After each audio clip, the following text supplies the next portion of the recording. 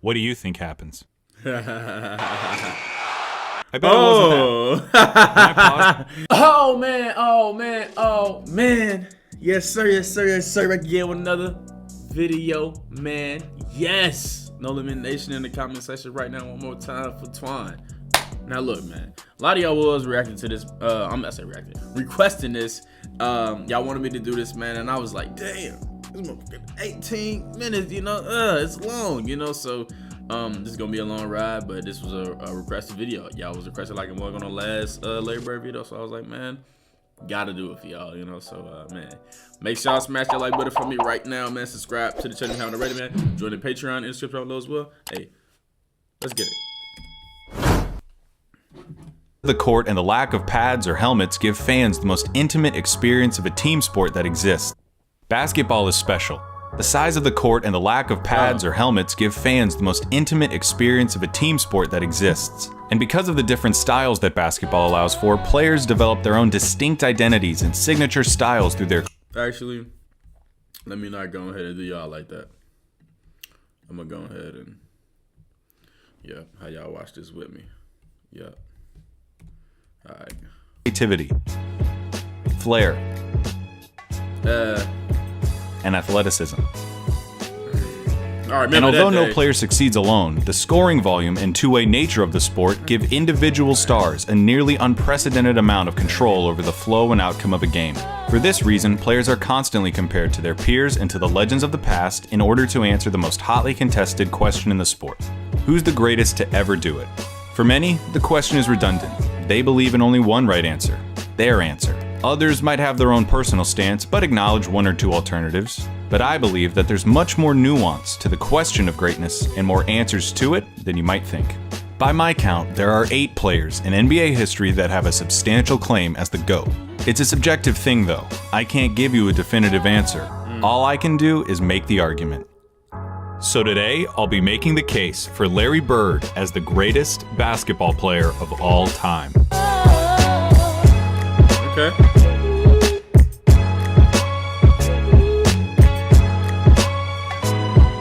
Let's see. When it comes to basketball, Larry Bird is the smartest, clutchest player to ever play the game. Now, if you don't think that Larry Bird is the greatest basketball player of all time, you probably hate that I just said that. Those are the kind of talking head sport cliches that surely impact the game but are impossible to empirically measure. Normally, I'd agree with you, but I think that when you talk about Larry Bird, you see those intangibles become real, palpable results. I wouldn't have said it if I didn't believe it. When Larry Bird was drafted by the Boston Celtics in 1978, the NBA needed saving. Attendance was in the toilet, the league had few... Man, 1978? My mama was born in 1979. Whew. Needed saving. Attendance was in the toilet, the league had few marketable stars, cocaine addiction had several players in its grasp, and most damning of all, playoff games were being tape delayed. Playoff games at the highest level of basketball were being put in the back seat for black and white movies and network reruns. But rather than join the Celtics after being taken 3rd overall, Larry Bird decided to return for his final year at Indiana State, a decision that would prove to be one of the most important in the history of the sport. Bird's final year saw the Sycamores tear through college basketball, going 33-0 before the national championship game. And that's funny, and that was going to be the college I was actually planning on going to, too, Indiana State. Bird, already claimed by the NBA's most historic and prestigious franchise, had established himself as the generational talent who would inherit the mantle of pro basketball. Indiana State's opponent in the national championship was Michigan State, captained by the immortal Earvin Magic Johnson. The Sycamores lost the championship to the more talented Spartans in the highest rated game in the history of basketball at any level still to this day. The stage had been set. The next decade of basketball would be defined by the rivalry between the white hick from French Lick and his Boston Celtics and the black Magic and his Showtime Lakers. The rivalry between Bird and Johnson is entwined into the fabric of the NBA and is worthy of 100 documentaries. In this video though, we're going to be looking at Bird's claim of supremacy. Here's Bird's basketball resume. Okay, let's take a look at this.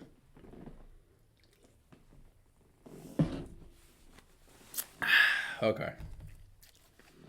I'm going ahead and pull up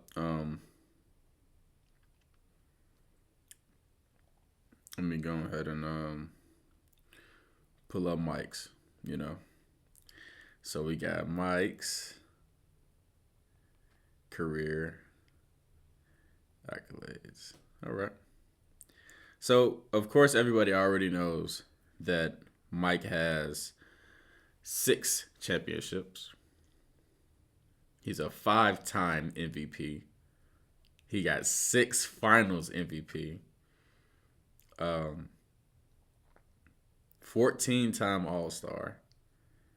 And first team All-NBA 10 times. I don't see Mike ever being on second team. But I think Larry Bird retired early or something like that, right? So I don't know. Championships come with perhaps the highest collective degree of difficulty of any player's championships. His 3 MVPs came consecutively, making him only the 3rd player to accomplish the feat, along with Bill Russell and Wilt Chamberlain. His 2 Finals MVPs are misleading.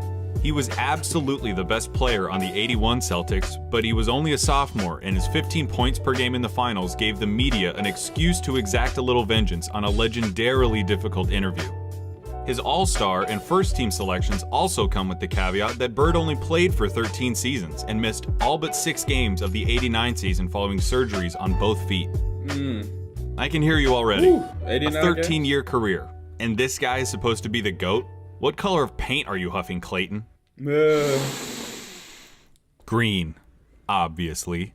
But hear me out. Yeah, Bird's career lasted about 2/3 as long as it should have. But what he did in that time was so impressive and so substantial that every basketball fan acknowledges that he's in the conversation as the greatest ever. Doesn't it matter that those 13 years saved professional basketball, delivered a disproportionate amount of memorable moments, defined the golden age of the league, and produced a career by which all other forwards, before or since, are measured? Bird squeezed every drop of talent out in those 13 years and made it seem more like 30. He didn't just leave his fingerprints on the game. He left so much of his DNA in the sport that it needed a cigarette afterwards. There's something to be said about the candle that lasts half as long but burns twice as bright. Those 3 MVP years stack up with any other run by 26 points a game, almost 2 steals a game, almost 7 assists a game, and 10 rebounds. And almost shooting 90% from the free throw. His 3-point percentage was 39%. But he didn't average a 3, you know, because people were taking so many threes back then. But he didn't average a 3. He played. Oh, this is in 2 years. Wait, what? That can't be right? He didn't average 1 3-pointer. other player. I will put an A+ Larry Bird season up against anyone's. What does an A+ Larry Bird season look like? A full box score, a blowout win, a nearly undefeated record at home, and a play style that could only be described one way: white. Larry Bird isn't just a white basketball player, he's the white basketball player. To describe Larry Bird's game is to thumb through the Hoops dictionary and pick out every cliche about white players. Unathletic, great shooter, good fundamentals, the whole thing. The archetype of a white basketball player is Larry Bird, with one exception. He had an unparalleled understanding of the game of basketball, both as a physical contest and as a mental competition. His basketball IQ infected everything he did and catapulted his career into legend. Bird was a complete player. Jerry West called him nearly as perfect as you can get. He was the league's first great marksman. He could contort his body to shoot from anywhere on the court, regardless of the level of defense. He pioneered the art of the dagger 3 and was the founding member of the 50-40-90 club. At 6'9", Bird's understanding of angles and coordination led to a higher rebounding average than Patrick Ewing, and it made him an impressively adept finisher in his younger years. In '86, Bird dropped 47 points on the Blazers, playing the majority of the game left-handed. His lack of quick lateral movement meant that Bird didn't do much when it came to slapping the floor and picking up the opposing point guard, but his size and omniscience gave him the ability to body similarly sized players, read defenses like a free safety, and pick off passing lanes with ease. His passing was transcendent, and I'll highlight it later. And of course you need to know that Larry Bird was a tough MFer. He had a superhuman motor and dove for loose balls like a beagle at the park. He was a willing participant in his share of fights, often precipitated by his league-renowned trash talk. Levert told Robert Reedy the other state that he should have stayed in preaching. That was funny. He had 50 points. I was guarding in my rookie year. He looked at me and he goes, "You can't stop me." And I looked at him and I said, "Gosh, boy, you're so confident." He proceeded to score like 10 straight points on me. The coach took me out the game. He walks by and he's laughing at me. He was a basketball genius. He'd be a step ahead, a thought ahead. Play the game like a chess game. I'd much rather guard Michael Jordan than Larry Bird because you have to play the game as a thinker when you're playing him. You have to get inside his mind. If you put all of us in a room, you know, Magic, Jordan, myself, and Bird probably be the guy who walks out of the room at the end of the day. Did you notice something during those testimonies? Those are some of the best basketball players of all time, and they all sing Bird's praises like they were former assassins who had to go toe-to-toe with John Wick and they're just happy to be alive. Bird excelled during one of the most talent-rich periods in league history. The abridged list of his basketball rivals goes like this: Dr. J and Moses Malone on the Philadelphia 76ers, Sidney Moncrief on the Milwaukee Bucks, Isaiah Thomas, Bill Laimbeer and the Bad Boy Pistons, Dominique Wilkins on the Atlanta Hawks, Bernard King on the New York Knicks, Michael Jordan on the Chicago Bulls, Hakeem Olajuwon and Ralph Sampson on the Houston Rockets, and of course, Magic Johnson, James Worthy, and Kareem Abdul-Jabbar on the Los Angeles Lakers. Alright, there's no point avoiding it any longer. We have to look at Magic versus Larry. If you have Magic over Larry, it's because he has 5 rings to Larry's 3, had a peak that lasted about 2 or 3 years longer than Larry's, and had a 2-1 record against Bird's Celtics in the finals. Perfectly legitimate, completely respectable arguments. But in the interest of making Bird's case, allow me to retort. For nearly the entire decade of the 1980s, the Eastern Conference was irrefutably the more competitive conference between the two. Considering the competition, for Bird to have made 5 finals appearances is just as impressive as Magic's 9. As for the head-to-head record responsible for Magic's 2 extra titles, he had more help. Seriously, the Celtics' Big 3 and the Lakers' Big 3 get compared all the time historically as if they were Go back. Hold on. Head-to-head record responsible for Magic's 2 extra titles. He had more help. Seriously, the Celtics' Big 3 and the Lakers' Big 3 get compared all the time historically as if they were of equal caliber, but weren't Magic's accomplices just a step above Bird's? No disrespect at all to Kevin McHale and Robert Parrish, but Kareem was the alpha dog on the 71 Bucks and was the best player for at least 2 of the Lakers' 5 titles. James Worthy was the #1 pick out of UNC after winning a championship as the best player on a team that had Michael Jordan on it. Throw in the fact that Magic got to be coached by Pat Riley, one of the most brilliant minds in basketball history, and you could say that the Magic-Bird argument comes down to one thing: luck. So if their careers come down to luck, the question just becomes who you would rather take. Now, I'm not making this video to tell you why you shouldn't take Magic. I'm making this video to tell you why you should take Bird. Not just over Magic, but over everybody. One thing that helps him is the fact that his play would translate perfectly into the league today. A 6'9" sharpshooting forward with eyes in the back of his head who averaged double-digit rebounds in an era against Moses and Laimbeer. He'd gobble up boards as a power forward. He'd be an offensive mismatch against everybody as a small ball center, and his off-ball skills and passing would pair perfectly with the flow of today's game. Add in his competitive mania and 3 generations worth of medical advancements, and we're talking about a player who could have stuck around so long they would have had to rename the league. As you've been watching these clips of Bird, I would hope that you would notice something. He always knows where everybody is. Watching Bird play basketball is like watching those monsters from A Quiet Place that know where you are if you make any noise at all. Bird had a level of clairvoyance that bordered on the unnatural. In '85, he ended up 1 steal away from a quadruple-double after playing just the first 3 quarters.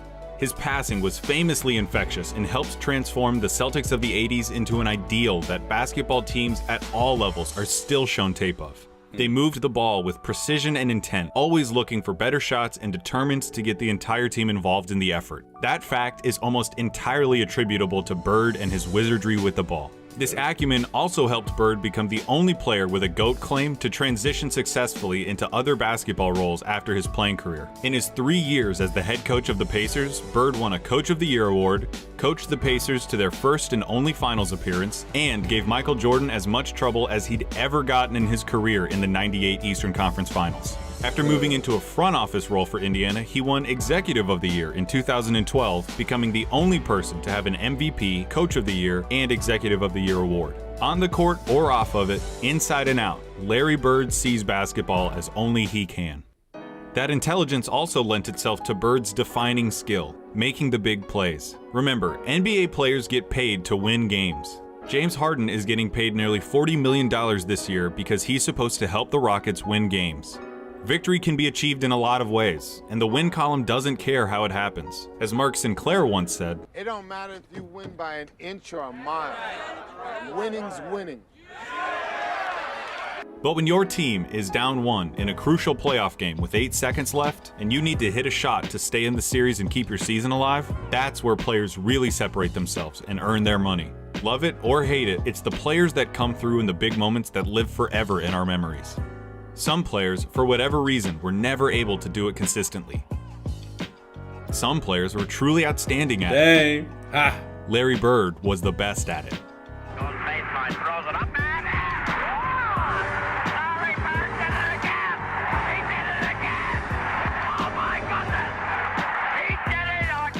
I'm not going to give you the stats about his field goal shooting on Yeah, the announcer? Like, yeah, that's taunted.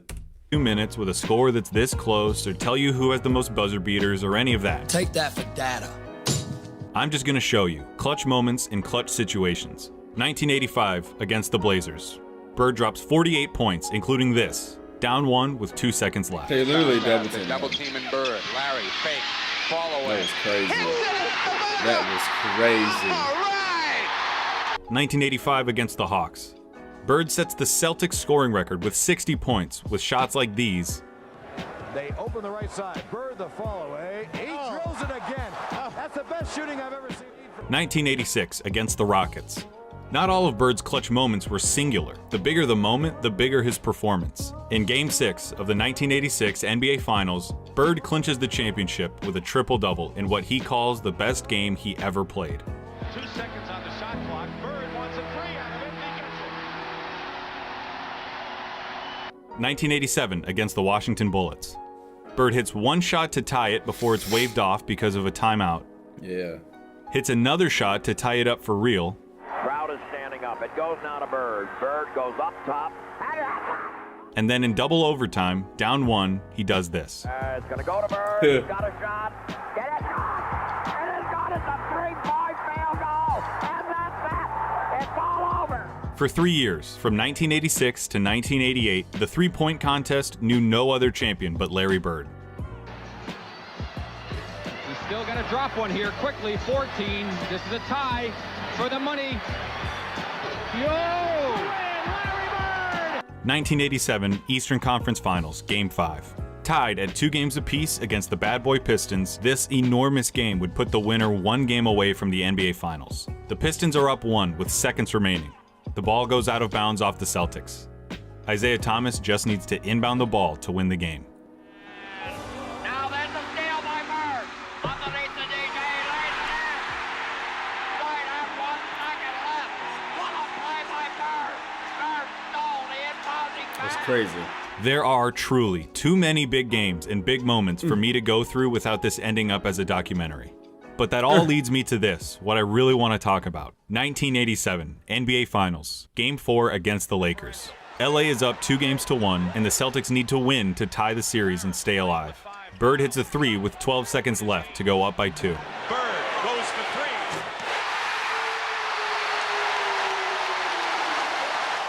Kareem comes down and gets fouled with 8 seconds left. He makes the first, but misses the second. LA ends up with the ball with 7 seconds left, down 1 point. In the low post, being guarded by Dennis Johnson. Byron Scott is in the ball game now. Magic hits this, the baby skyhook. Magic with a hook shot. Scores with 2. 2 seconds left, down 1. Dennis Johnson on the inbound. What do you think happens? I bet it wasn't that. Yeah. No lie, I thought he was gonna take it. That's funny. Bird fires it. What do you think happens? I bet it wasn't that. When I paused the tape and the ball was hanging in the air, you thought it was going in. Bird thought it was going in. Magic thought it was going in. I've seen this game before, and I still think it's gonna go in. But it didn't. Pat Riley said it himself. We got lucky. And that, a missed shot in the NBA Finals, is why he's the clutchest. Because after he makes the big plays, has the big games, hits the big shots, time and time again, you expect him to hit every shot, to win every game. And in those fleeting moments when he doesn't, when he looks like a mere human, when he looks like everyone else who tries to do what he does, you just can't believe it. That's what Larry Bird did. He made the big plays so often you thought he was going to make them every time. He helped turn basketball into a global phenomenon, paving the way for every Michael Jordan, Kobe Bryant, or LeBron James who comes through our lives. He played basketball in its purest form and captained a team that is consistently ranked among the greatest of all time. He has the second highest win percentage in the history of the NBA, behind Magic by less than 0.5%, about 10 games. He was the complete package, a player with no holes in his game whatsoever. They called him Basketball Jesus. He didn't get that name without doing something extraordinary. He saved basketball, and he did it by playing it better than anyone else. Here's Magic at Bird's retirement in 1993. Larry Bird said that there would be another Larry Bird one day. And Larry, there will never, ever, ever be another Larry Bird.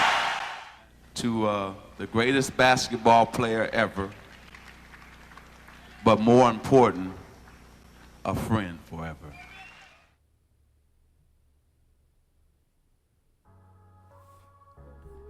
Hey everybody, thank you so much for watching.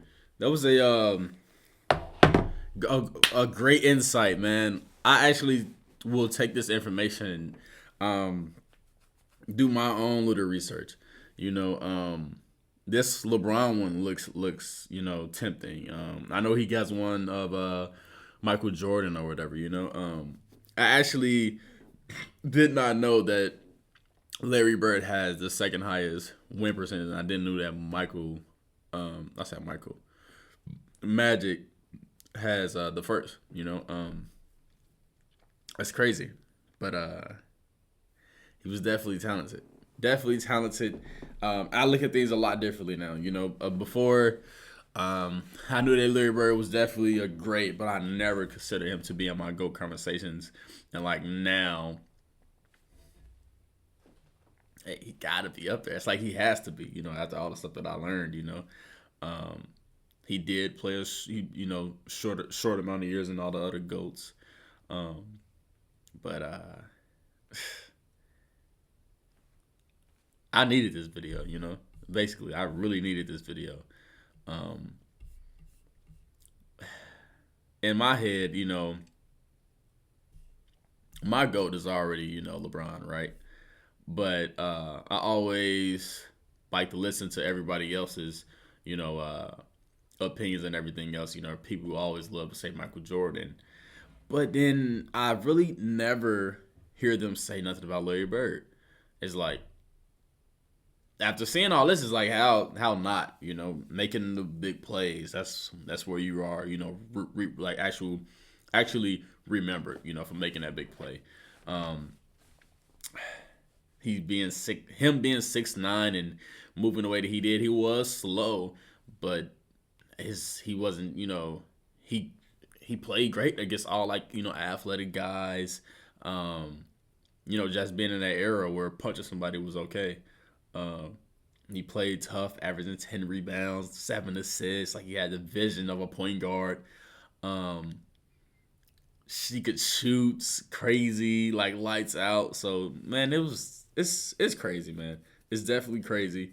And I love I love that I reacted to the trash talking one, because I see like more of like who he actually is. I never knew he trash talked like that, but he did, and that, you know, rose him in my rankings of being like the GOAT and one of like the best players in basketball. So I gotta definitely take this into consideration, man, and watch more of this, man. But hey, if y'all like the video, man, make sure y'all smash the like button for me right now, man. Subscribe to the channel if you haven't already, man. Join the Patreon in the description below as well. Hey, let me know what video to react to next, you know, basketball wise. Until the next reaction, we out.